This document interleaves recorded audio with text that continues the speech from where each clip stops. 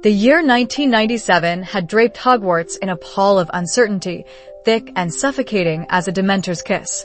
For Phineas Blackwood, a ghost who'd met his untimely end in a forgotten century, the war was a distant, yet profoundly felt, tremor.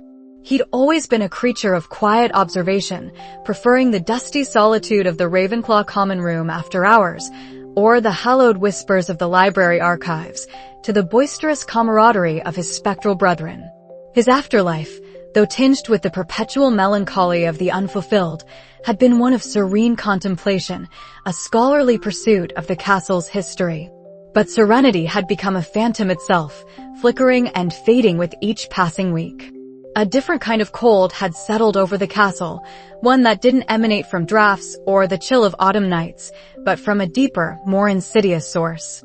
It was a spiritual cold, a pervasive dread that seeped into the very ethereal fabric of the ghosts, making their already translucent forms seem thinner, more vulnerable. Phineas, drifting silently through a deserted corridor on the third floor, felt it keenly. The usual echoes of students' hurried footsteps and the distant murmur of lessons were muted, replaced by an unsettling quiet. Even the castle's ancient stones seemed to hold their breath. Phineas, ever the academic, had initially filed this peculiar phenomenon under wartime stress, effects on spectral population. It was logical, after all. The castle had endured dark arts, Dementors patrolling its perimeter, and the constant fear of invasion. It was only natural that such pervasive terror would ripple through its spectral inhabitants, amplifying their own anxieties. He passed the portrait of Sir Cadogan, who, instead of his usual blustering challenges, merely offered a half-hearted, "Halt, ye spectral miscreant." Or not. Whatever. Even the usually irrepressible knight seemed deflated. Later, in the Great Hall, Phineas observed the customary evening congregating of ghosts. Usually, this was a time of spectral revelry, of floating through tables and exchanging anecdotes of their mortal lives or amusing pranks. But tonight, the atmosphere was heavy. The fat friar, whose jolly chuckles usually filled the hall, hovered near the Hufflepuff table, his round form slightly deflated, his eyes scanning the archways with an uncharacteristic wariness. He wasn't smiling. He hadn't genuinely smiled in weeks. "Good evening, Phineas," the friar offered, his voice a low hum, devoid of its usual warmth. "A quiet night, isn't it?" "Indeed, friar," Phineas replied, his own voice a soft whisper that barely disturbed the air. "Everyone seems subdued." Subdued. The friar's eyes flickered, an almost imperceptible shiver running through his spectral robes. "It's more than that, Phineas. There's a heaviness, like a shroud woven of fear. It clings." Phineas nodded, his internal monologue already drafting a counterargument. "The war, friar. It preys on us all." But even as he thought it, he felt a prickle of unease.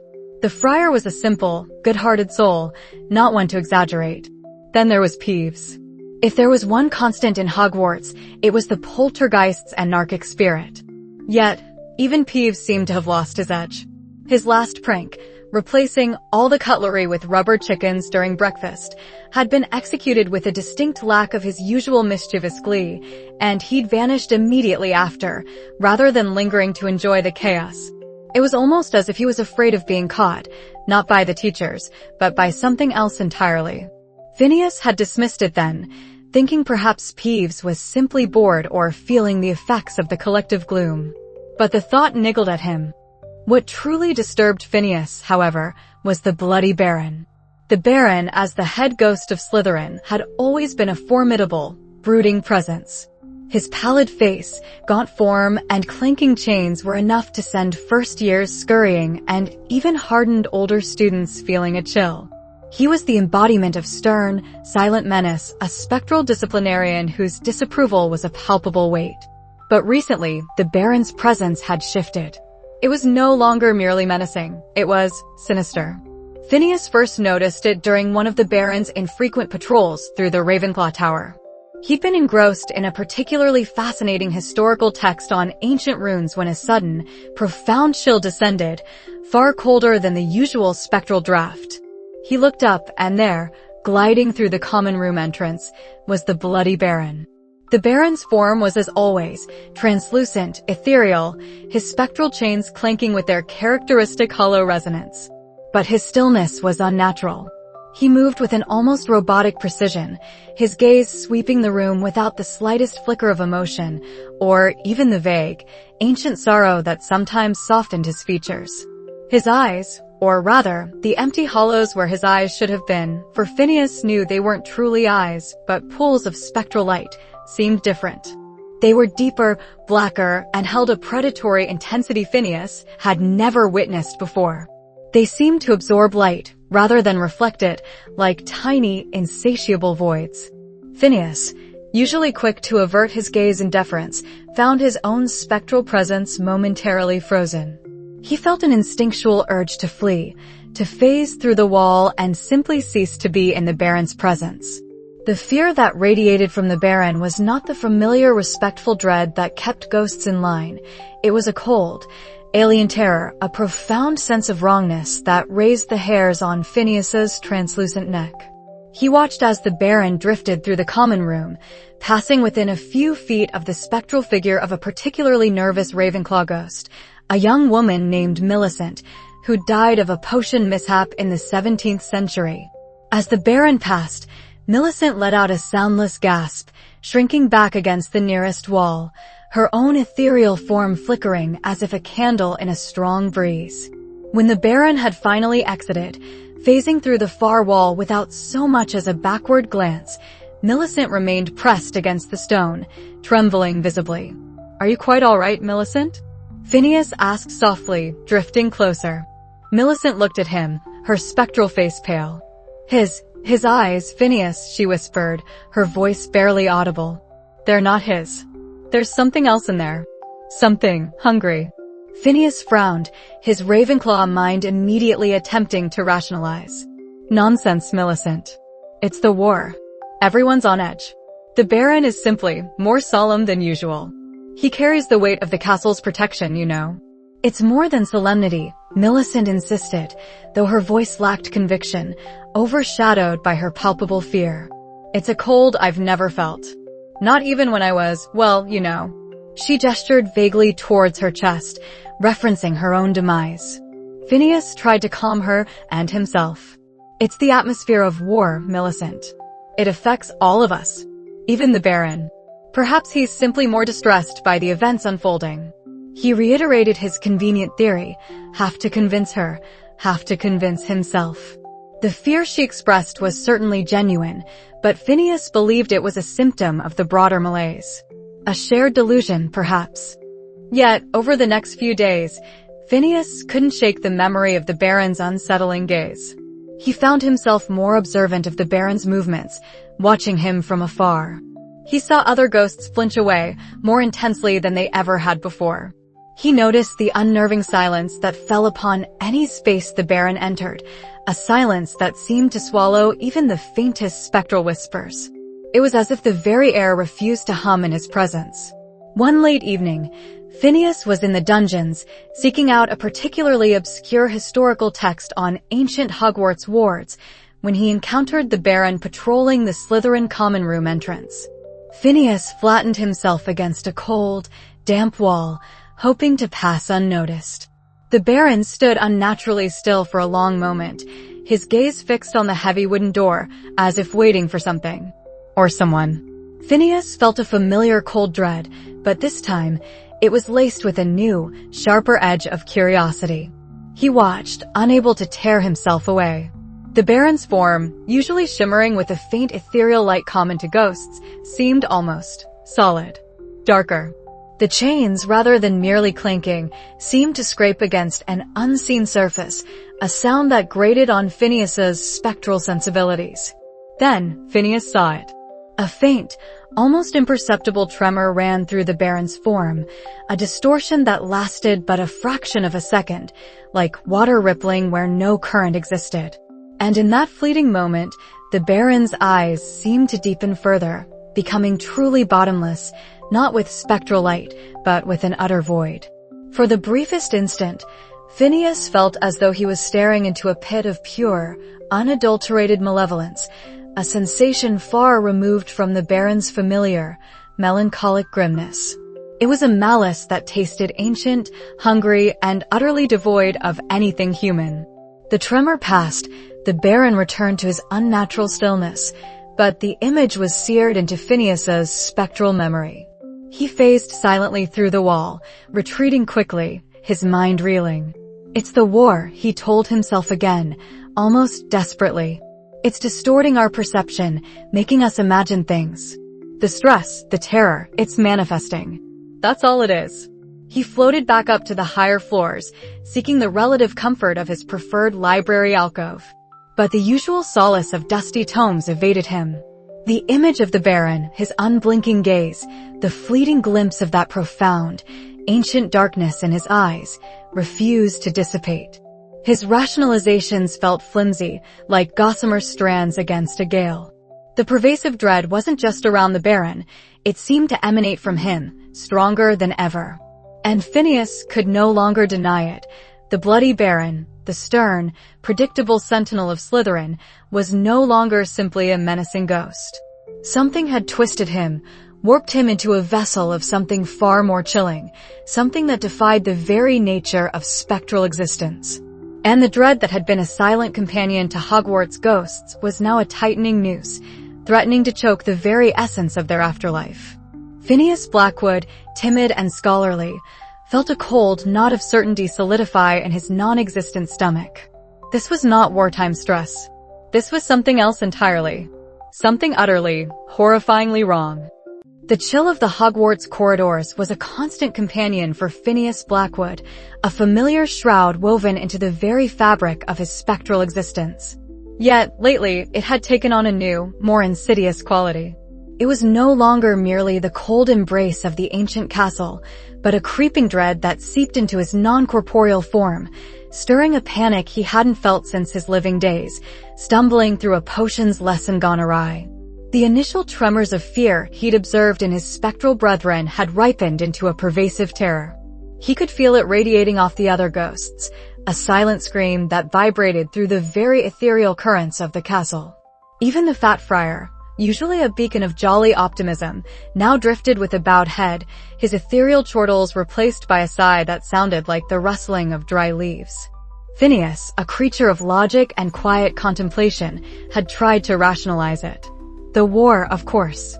The shadow of Voldemort hung heavy over Hogwarts, a suffocating presence that even the living struggled beneath.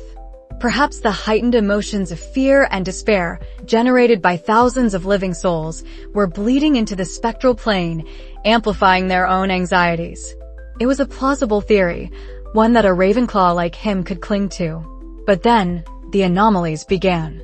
The first incident was subtle, almost imperceptible.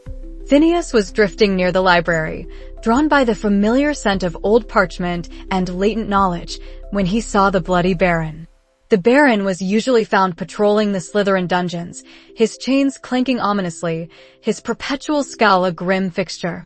But this time, he was by the tapestry of Barnaby the Barmy, standing perfectly still, his eyes fixed on a moth-eaten thread. There was no menace in his posture, no threat in his stillness, only an unnatural focus. Phineas watched, mesmerized by the sheer lack of characteristic movement. The Baron, renowned for his bursts of temper and rapid, intimidating glides, simply stood there, like a statue carved from shadow. His eyes, usually glowing with a fierce, almost sorrowful intensity, seemed vacant. Hollow, like dark pits reflecting nothing but the absence of light. A shiver, not of cold but of apprehension, ghosted through Phineas. It was wrong. Fundamentally wrong. He tried to dismiss it. Perhaps the Baron was lost in thought, a rare moment of introspection. Ghosts had their moods, after all. But the image of those lifeless eyes gnawed at him. Then came the vanishing. It began with whispers, like the rustling of spectral draperies in a breeze that wasn't there. Murmurs in the ghost common room, hushed ethereal conversations in the great hall. "Have you seen Cuthbert?" one anxious ghost would inquire of another. Cuthbert. Phineas recalled a particularly boisterous Hufflepuff ghost, a short, stout man with a booming laugh and an infuriating habit of phasing through people mid-conversation. Phineas had found him rather tiresome in life and death, But now, a strange void settled where Cuthbert's energetic presence used to be. Cuthbert had not merely gone quiet. He was gone. Phineas started paying closer attention. He saw the Baron more frequently now, always in unexpected places, always with that eerie stillness. Once, he observed him in the deserted astronomy tower, silhouetted against the night sky, his gaze fixed on the distant forbidden forest. There was no purpose to his vigil, no patrolling, no menacing. It was a predator's stillness, awaiting. The fear among the ghosts intensified tenfold. It was no longer just vague unease. It was a specific, tangible terror directed at the Baron. They would veer sharply away if they saw him, their spectral forms flickering with undisguised dread. Phineas saw the normally haughty Slytherin ghosts blanch and phase through walls rather than pass within 20 feet of the Baron. This was beyond the usual respectful fear. It was primal horror. One afternoon, Phineas found himself in an empty classroom, ostensibly studying ancient runes etched into a crumbling chalkboard, but truly observing the shadows that danced along the walls. He heard the faint, clanking drag of chains. He froze, his spectral heart hammering in his chest. The classroom door, a solid oak barrier to the living, offered no resistance to a ghost. The bloody Baron glided in. He moved with an unnatural grace, his chains making no sound until he paused directly in front of Phineas. Their ethereal forms were inches apart. Phineas felt a wave of crushing cold, far deeper than any ordinary ghost could emit. The Baron's head tilted slightly, an almost human gesture, yet utterly devoid of humanity. His eyes, those chilling, vacant pits, fixed upon Phineas. It wasn't a glare of anger, nor a look of warning. It was a gaze of assessment, of quiet, chilling observation. Phineas felt as though every fiber of his being, every memory, every fear he had ever known, was being meticulously catalogued, weighed, and measured. He felt hunted. He wanted to scream, to vanish, to do anything but stand there, utterly exposed. The moment stretched, an eternity frozen in spectral time. Then, without a sound, without a flicker of emotion, the Baron turned and phased through the opposite wall, leaving behind an aftertaste of dread so potent Phineas felt sick, his own form wavering. That look, it wasn't the Baron. Not the Baron Phineas had known for 80 years. That was something else, something far older and infinitely more malevolent. The familiar menace of the Baron had always felt like a stern schoolmaster compared to this cold, analytical evil. Phineas knew, with a certainty that chilled him to the bone, that his rationalizations were paper-thin. This was no wartime stress. This was something far, far worse. A creature that wore the Baron's skin, but bore the soul of a void. And Cuthbert wasn't the only one. He'd heard whispers of another, then another. Small, easily overlooked ghosts. Why them? What was happening? He needed help. And there was only one ghost he could think of, despite his bluster and occasional obtuseness, who might listen.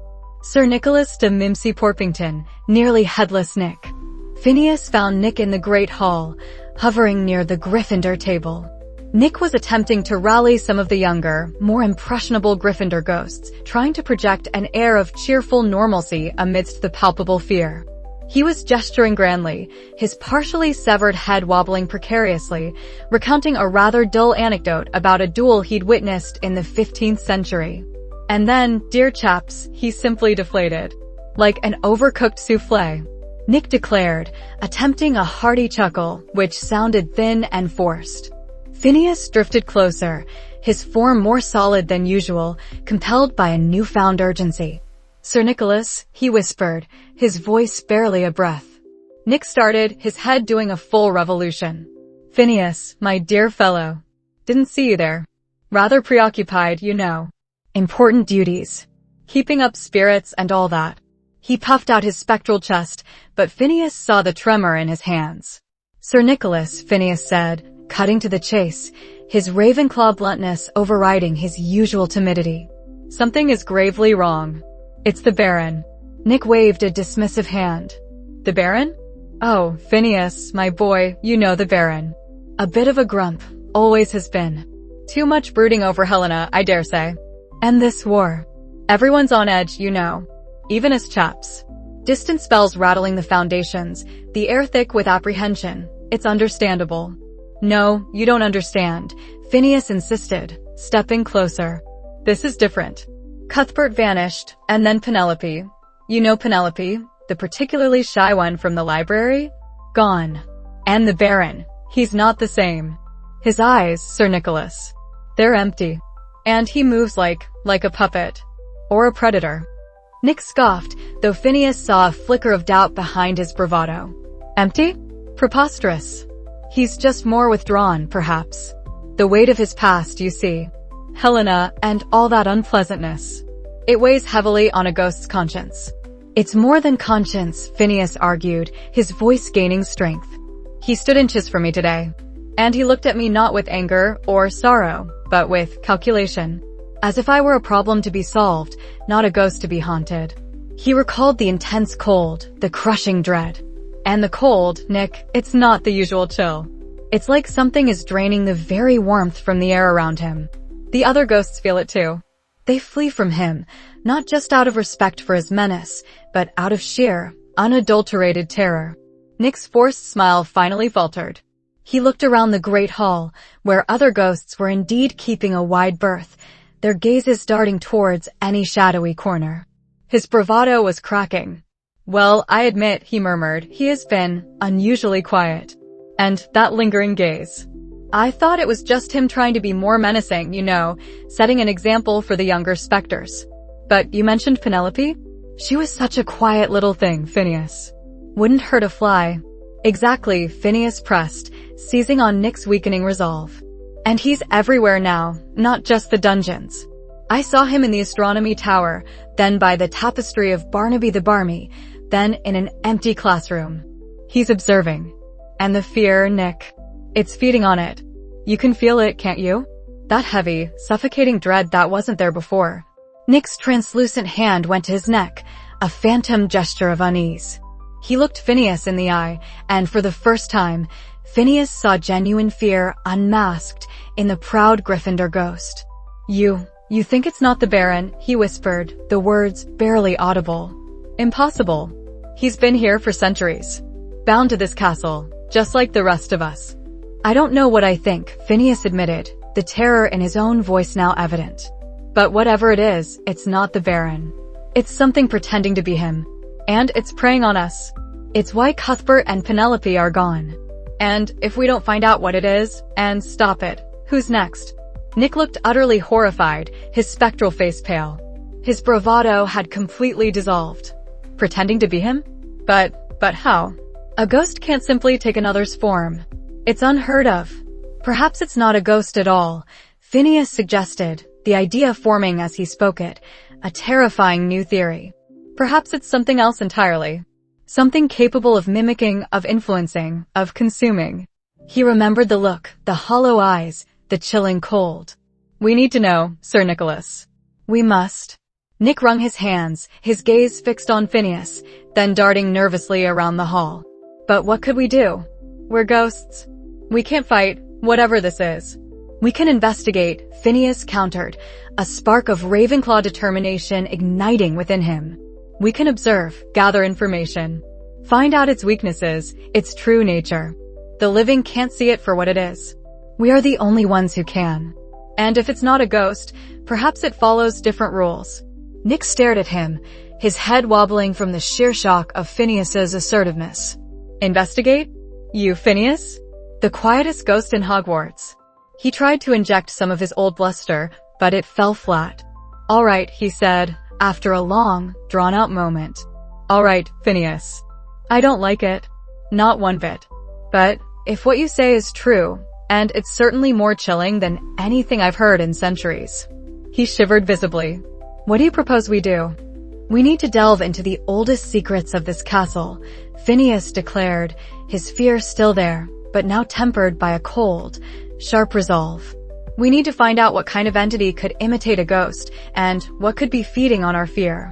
We need ancient knowledge. And for that, Sir Nicholas, there is only one ghost who truly holds the keys to Hogwarts' deepest, darkest secrets. He knew exactly who they had to speak to. And the thought sent another wave of terror through him, for the Grey Lady, Helena Ravenclaw, was not known for her warmth or willingness to share. But the alternative was far worse. The air in the deserted fourth-floor corridor hung thick and cold, a perpetual draft swirling around Phineas Blackwood. He huddled closer to Nearly Headless Nick, not for warmth, for ghosts. Such a sensation was merely an echo, but for the fragile comfort of shared unease. Since their last conversation, Phineas had become a spectral detective, his Ravenclaw mind cataloging every anomaly, every shift in the castle's spectral tapestry. Nick, for his part, had begrudgingly joined the hunt, though his bravado seemed to wear thinner with each passing hour. Still nothing, Phineas? Nick's translucent head bobbed, nearly detaching as he peered through a dusty portrait of a grumpy wizard. Are we sure we're not just overthinking? Wartime's got everyone on edge, even us.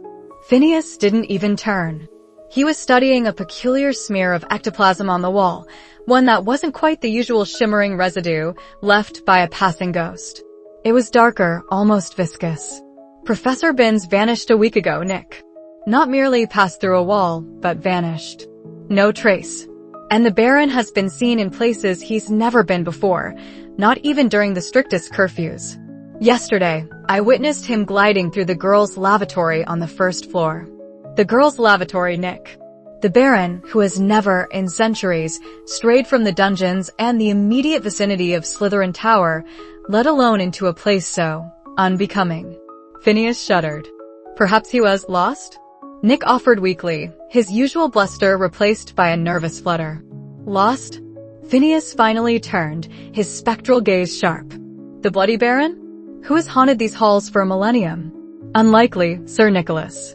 And the fear he now exudes, it's not the fear of a stern, albeit miserable, specter. It's predatory. They spent the next few days in a quiet, chilling vigil. Phineas meticulously recorded every sighting, every spectral tremor. He noticed that the Baron often lingered in areas where young students, particularly those with anxious temperaments, were most likely to pass. The entity seemed to drink in the ambient fear, absorbing it like a sponge. Its eyes, once merely glinting with a melancholic rage, now seemed to hold an unnatural, bottomless malice. One evening, they attempted to question Peeves. The poltergeist, usually an irrepressible font of mischief and gossip, was uncharacteristically subdued. He merely gibbered about cold shadows and eyes that aren't eyes, before darting away in a panicked frenzy, scattering a pile of quills and inkpots. Even Peeves was scared. That, more than anything, cemented Nick's budding alarm.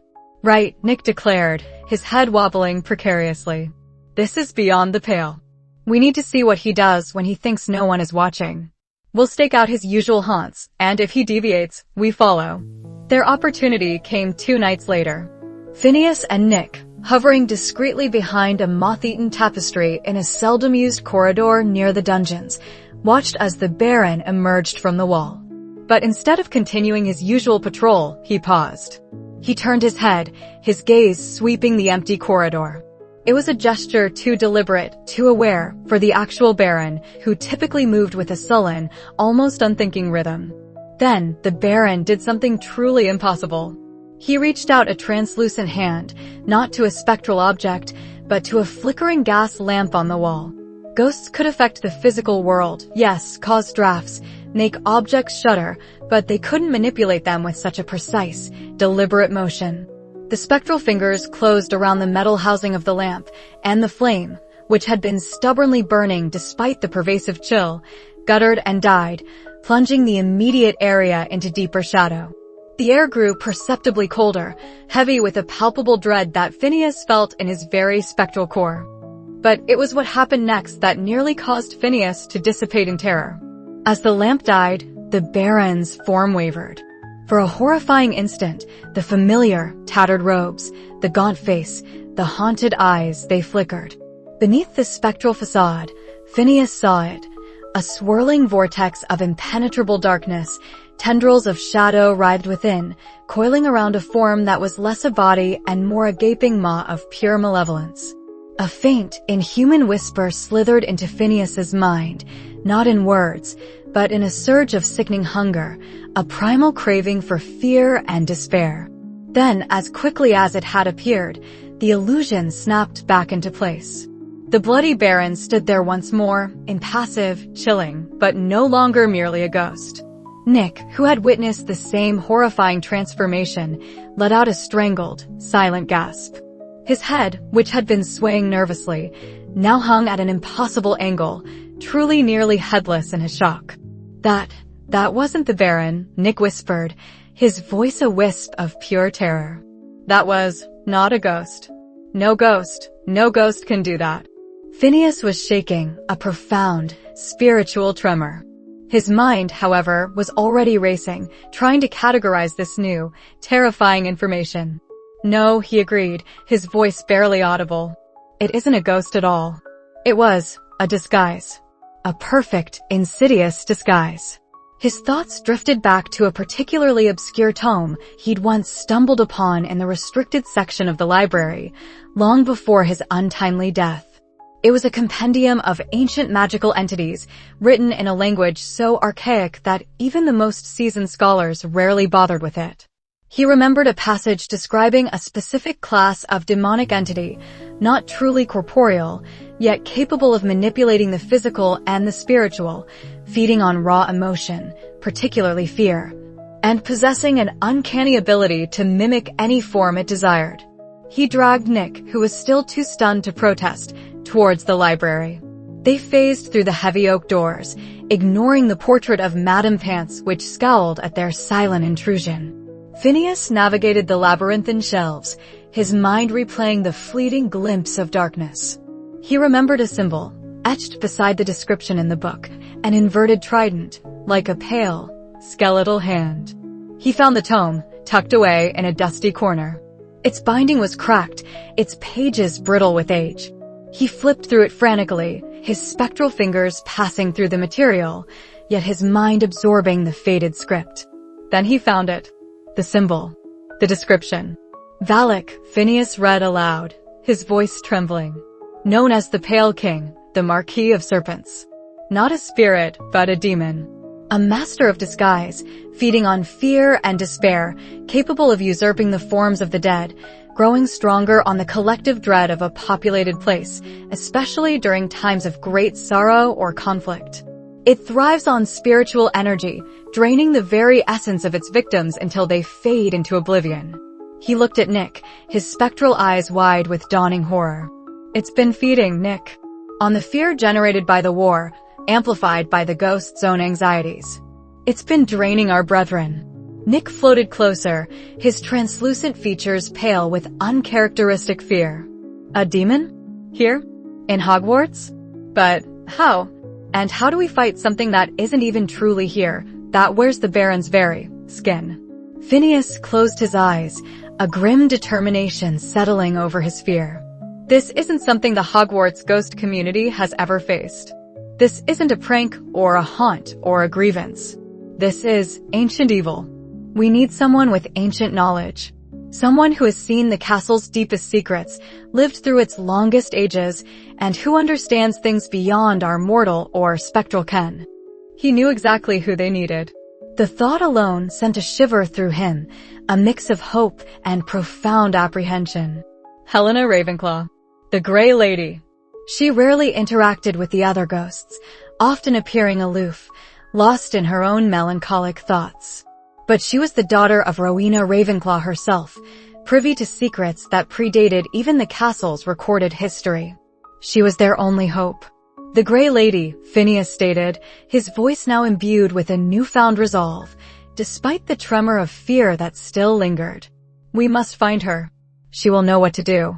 He turned towards the library exit, his gaze fixed on a distant, hidden tower, a sanctuary for one of Hogwarts' most ancient and reclusive residents.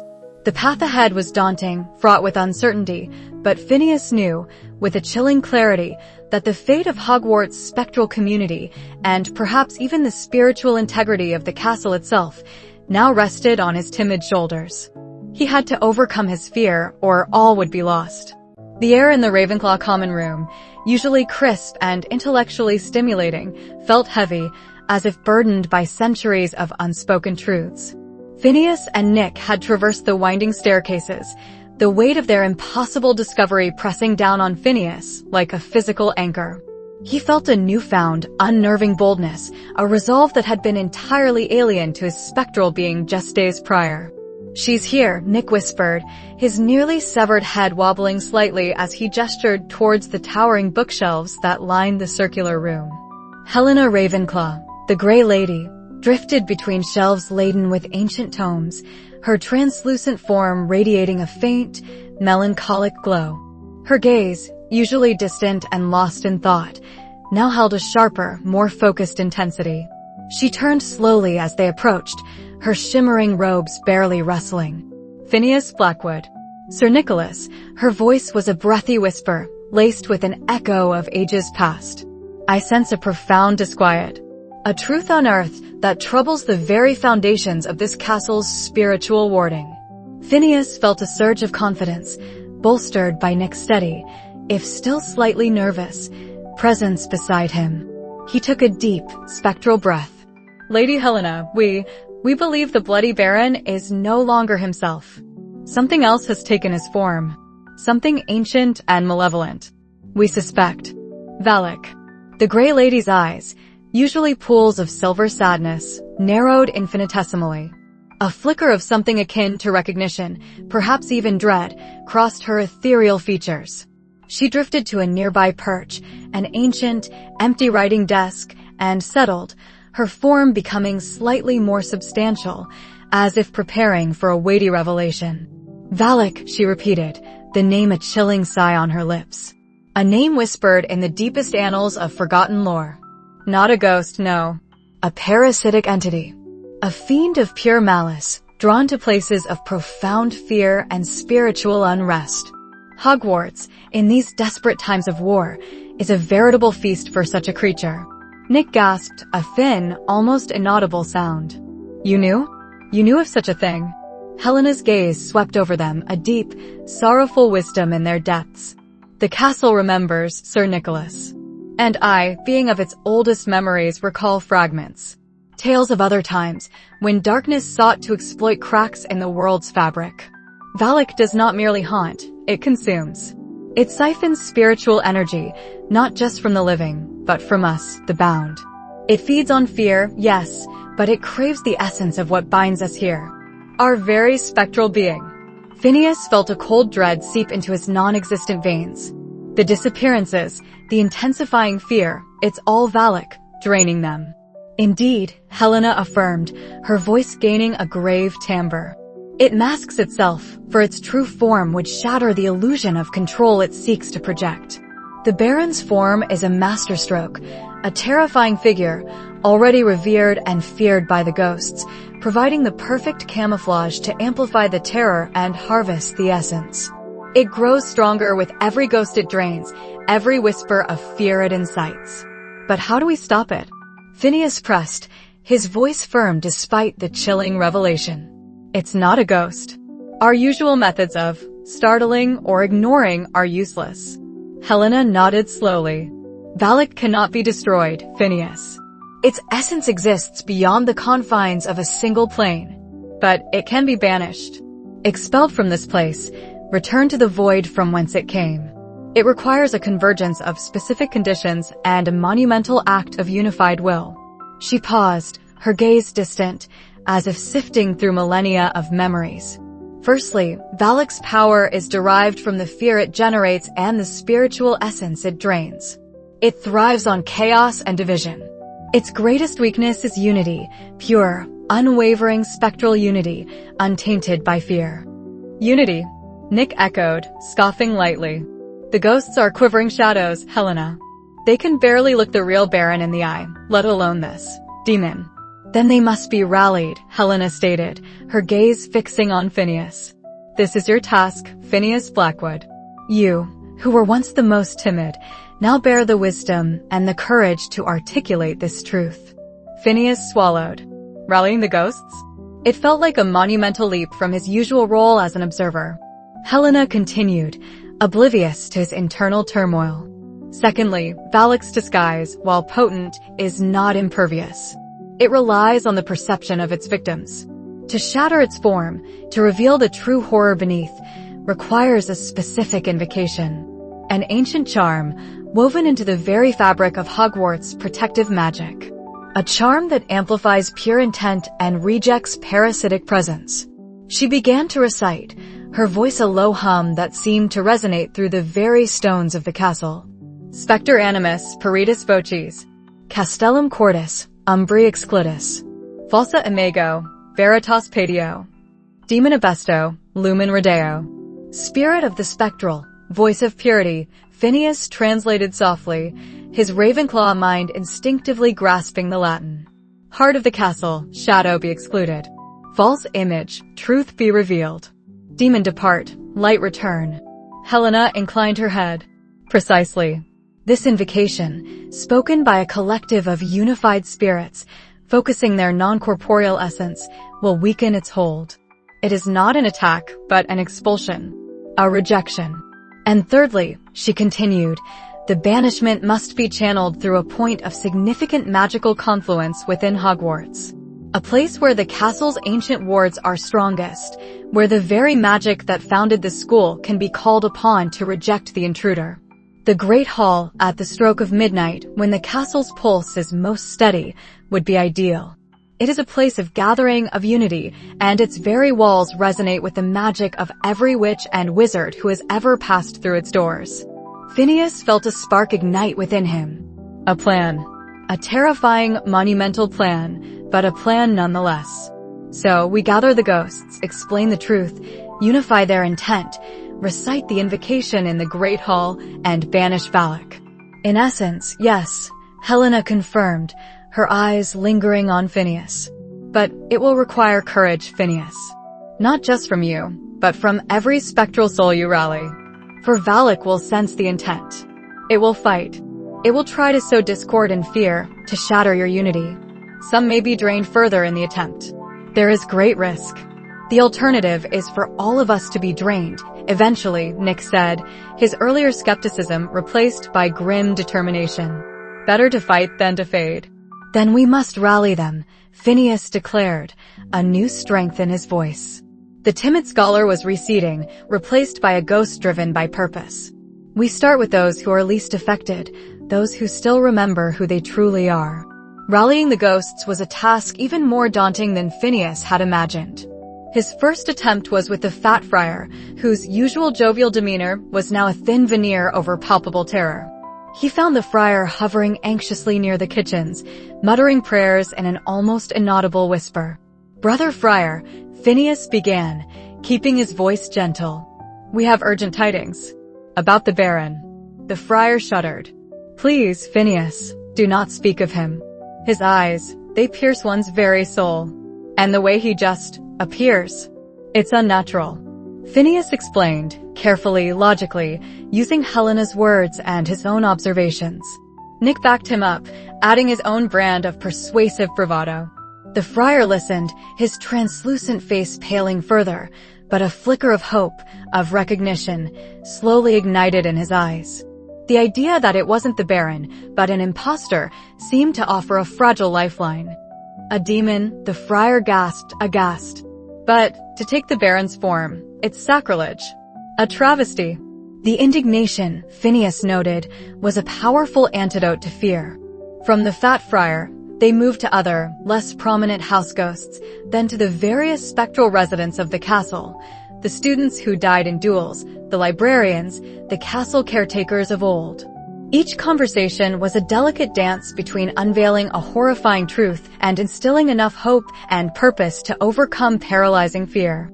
Phineas found himself speaking with an eloquence he never knew he possessed. He wasn't just relaying facts. He was painting a vivid picture of the impending doom if they did nothing, and the glorious restoration of peace if they acted together. He appealed to their collective memory of Hogwarts, to their duty as guardians of the castle's spiritual essence. This castle is our eternal home, Phineas declared to a group of anxious spectral students in the Transfiguration courtyard. It has protected us for centuries. Now it calls upon us to protect it. This demon feeds on our fear, but it will choke on our unity. We are Hogwarts ghosts. We are not prey. His words resonated. Nick, surprised by Phineas's newfound leadership, puffed out his chest with pride.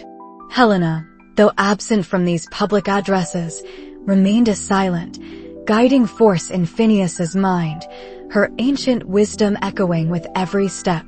Not everyone was convinced. Some ghosts, too far gone in their fear, had become unresponsive, almost catatonic. Valak's influence had already consumed too much of their spiritual energy. Phineas felt a pang of despair, but it quickly transformed into renewed determination. They would save those they could. By late evening, as the castle prepared for another night under the shadow of war, a significant number of ghosts had pledged their spectral will to Phineas's cause. They gathered in a secluded, ancient antechamber near the Great Hall, their forms a shimmering tapestry of blues, greens, grays, and silvers. Fear still flickered around them like spectral static, but it was now laced with a growing resolve. Phineas, standing before them, no longer felt the phantom tremble he'd lived with for decades. He outlined the plan, detailing the precise timing, the location, the invocation, and the need for absolute unity. When we enter the Great Hall, Phineas instructed, his voice firm and clear, "We will form a circle. Focus your spectral energy, not on fear, but on pure intent. On rejection. Remember the Baron as he truly was. Stern, yes, but one of us. This creature is an abomination, a parasite." Nick stood beside him, a spectral sentinel. "We will protect Phineas as he leads the invocation. This fiend will not pass." The Grey Lady herself appeared then, gliding silently into the antechamber, her presence bringing an immediate, calming gravitas. Her eyes met Phineas's, a silent acknowledgement passing between them. "Remember the essence of Hogwarts," Helena whispered, her voice carrying through the chamber. "The magic of friendship, of courage, of knowledge, of ambition. This is what repels such darkness. Channel that."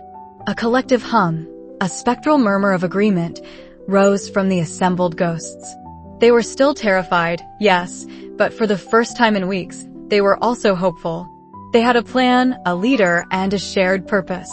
As midnight approached, the ghosts began to stir, a shimmering legion moving towards the Great Hall. Phineas felt the weight of every spectral life entrusted to him, but also a profound sense of purpose. He was no longer just Phineas Blackwood, the timid Ravenclaw ghost. He was their leader, their shield, their hope. He paused at the great oak doors of the Great Hall, his gaze sweeping over the determined, if still frightened, faces of his spectral brethren. Beyond those doors, Valak, disguised as the Baron, awaited. And Phineas, for the first time in his ghostly existence, was ready to meet a challenge head-on, ready to risk his very essence to save his home. The bell tower chimed once, signaling the approach of midnight. The moment of truth was upon them. The air in the hidden ghost common room was thick with a palpable dread, a chilling counterpoint to the distant sounds of students preparing for breakfast, oblivious to the spectral drama unfolding beneath their very feet. Phineas Blackwood, however, felt a different kind of chill, the invigorating cold of resolve. His translucent form shimmered with an unusual determination, his usually nervous hands now clasped firmly behind his back. "We have gathered," Phineas announced, his voice, usually a reedy whisper, now possessing an unexpected resonance. He addressed the assembled phantoms, the portly fat friar wringing his hands, a clutch of nervous Slytherin ghosts huddled together, and even a few spectral house elves, their ears drooping with apprehension. Nearly Headless Nick, ever the showman, stood tall beside Phineas, his ruff still attached by a mere sliver of spectral flesh, but his expression grimly serious. The Grey Lady, serene and ancient, floated a little apart, her pale eyes fixed on Phineas, a silent sentinel of wisdom. "Tonight, we reclaim our home," Phineas continued, looking directly at the frightened faces. "For too long, we have cowered, we have vanished. This thing that wears the Baron's skin has fed on our fear, grown stronger with our despair. But fear, my friends, is a choice. And tonight, we choose courage." A murmur rippled through the spectral crowd. Some looked doubtful, others still too afraid to meet his gaze. Phineas felt a flicker of his old timidity, but he pushed it down. He thought of the vanished ghosts, the Baron's vacant malice, the sheer, insidious horror of Valak. His resolve solidified. Helena has taught us. Phineas gestured to the Grey Lady, who nodded once, acknowledging her role. Valak thrives on spiritual imbalance. It feasts on fear, yes, but it recoils from unity, from concentrated, pure spiritual will. We are many. We are the history of this castle, its very essence. Together, we are powerful. Nick stepped forward, his head wobbling slightly. Phineas is right. We are Hogwarts' oldest residents, its eternal guardians. If we allow this fiend to consume us, what becomes of our legacy? What becomes of Hogwarts? His bravado, though slightly theatrical, seemed to stir a spark in a few of the more stalwart ghosts. The ritual requires a focal point, the Grey Lady's voice, a soft whisper of the ages, cut through the tension. A conduit to channel our collective essence. Phineas, your intellect, your capacity for intricate thought, makes you uniquely suited. Phineas nodded, swallowing a ghostly lump in his throat. He understood the responsibility. He, the timid Ravenclaw, was to be the spearhead of their collective will. Valak, in its arrogance, often lingers where it feels most potent, where the residual fear is strongest, Phineas explained, remembering their earlier observations. The Great Hall at this hour is often still saturated with the day's anxieties, the worries of the students, the echoes of war. That is where we will find it. With a shared, silent understanding, the spectral host coalesced. Phineas, feeling a strange surge of energy, led the way, his form shimmering with a newfound light. Nick floated protectively by his side, while the Grey Lady trailed slightly behind, already beginning a low, ancient chant that vibrated through the very stones of the castle. The other ghosts, a spectral army, followed, their forms glowing faintly in the dim corridors. The great hall was eerily quiet, bathed in the pale moonlight filtering through the enchanted ceiling. The house tables stood empty, silent sentinels. And there, at the head table, seated in Dumbledore's high-backed chair, was the bloody Baron. He sat unnaturally still, his form slightly more solid, more real than any true ghost, his eyes glowing with an internal, malevolent fire that Phineas now recognized as Valak's own. "Baron," Phineas called out, his voice ringing with authority. The name felt like ash in his mouth. The entity turned its head slowly, its cowl obscuring most of its face, but the two burning points of its eyes were fixed on Phineas. A low, guttural chuckle emanated from beneath the cowl, a sound utterly alien to the true Baron. Well, Valak hissed, its voice a gravelly whisper that scraped against Phineas's spectral senses. The Ravenclaw worm, now with courage? Or is it merely foolishness, boy? Phineas felt a tendril of fear try to worm its way into his core, but he gripped it mentally, pushing it back. "We know what you are," he stated, his voice steady. "You are not the Baron. You are a parasite, a demon. And you have no place here." Valak rose, its spectral form swelling slightly, a ripple of dark energy emanating from it. The air in the great hall grew heavy, pressing down on the assembled ghosts. A few of the more timid ones whimpered, instinctively shrinking back. "I am the rightful fear of this castle," Valak sneered, its burning eyes sweeping over the quivering phantoms. "I am the dread that blossoms in wartime, the despair of the dying. I am the predator, and you are my prey. No longer." Nick bellowed, brandishing his spectral sword, though it passed harmlessly through the air. "We are the guardians of Hogwarts. We will not be consumed." Valak let out another chilling laugh, its form beginning to distort, shimmering with dark power. "Foolish phantoms. Your collective fear will only fuel me further." It extended a hand, and a wave of pure terror washed over the ghosts. It felt like being plunged into icy water, every spectral fiber screaming in terror. Phineas, caught in the wave, stumbled back, his carefully constructed resolve threatening to shatter. He saw the terror on the faces of his spectral brethren. The fat friar was a shaking mass. The Slytherin ghosts were practically invisible with fright. This was Valak's true power, the raw, unfiltered terror it could unleash. "Focus, Phineas." The Grey Lady's voice echoed in his mind, though she remained silent externally, her lips moving in a continuous, urgent chant. Channel their fear into unity. Transform it. Phineas closed his spectral eyes for a moment, pushing through the suffocating fear. He remembered the Grey Lady's words. Valak drew its power from unfocused dread, from chaos.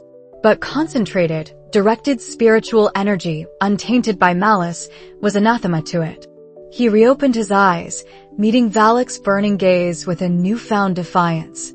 "No," he cried out, his voice amplifying, reverberating through the hall. "We will not yield. You cannot take us."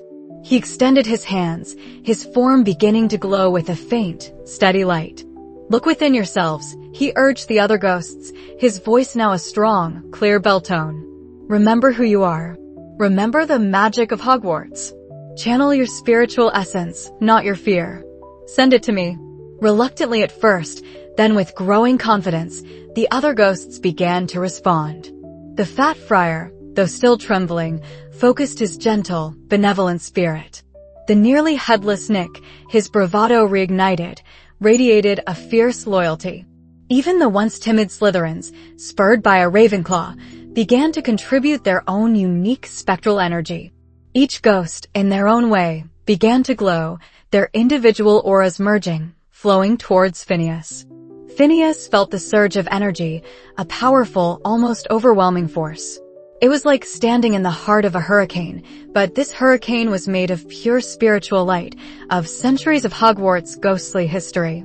The Grey Lady's chant intensified, her form shining with ancient power, guiding the immense energy Phineas was now channeling. Ancient runes, invisible moments before, began to glow faintly on the flagstones of the great hall floor, pulsing with the rhythmic chant.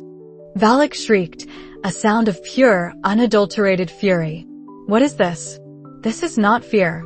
It lashed out with dark tendrils of energy, trying to break the connection, to shatter the unity. The tendrils clawed at Phineas, chilling him to his very core, but the collective energy of the ghosts shielded him, forming an impenetrable barrier of light. "It is unity," Phineas declared, his voice a roar of spiritual power. "It is the essence of Hogwarts.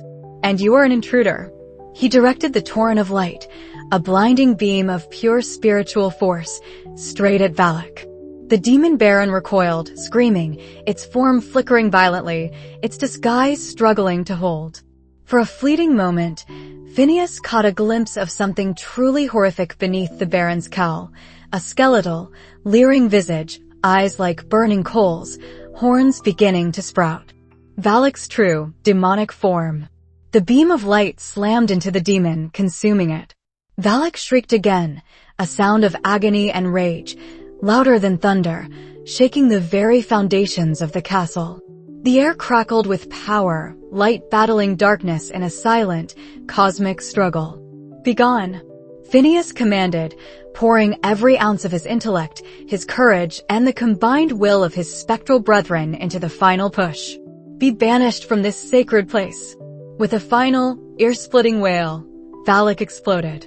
Not into pieces, but into a swirling vortex of shadow and smoke that was instantly sucked away, as if swallowed by a void. The pressure in the great hall lifted abruptly, the oppressive fear vanishing as quickly as it had appeared. The glowing runes on the floor faded, the Grey Lady's chant tapered off, and the assembled ghosts, utterly exhausted, sagged with relief. Silence descended, a peaceful, profound silence, broken only by the distant hoot of an owl. Phineas stood panting, his form shimmering. The raw power had drained him, but a deeper, more profound sense of accomplishment filled him. He had done it. They had done it. Then, from where Valak had been, a familiar, though disoriented, figure began to coalesce. It was the bloody Baron, his form shimmering with his usual, ghostly luminescence. He looked around, bewildered, his chains rattling faintly.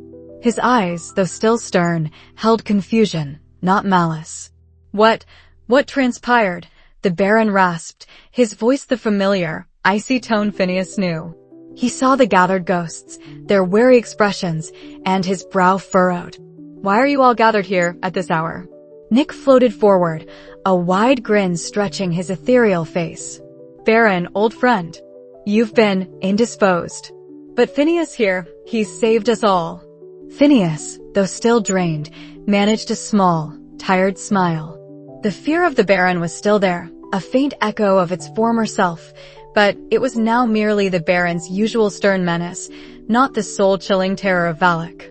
The ghosts looked at the Baron, and then at Phineas, a new understanding dawning in their spectral eyes.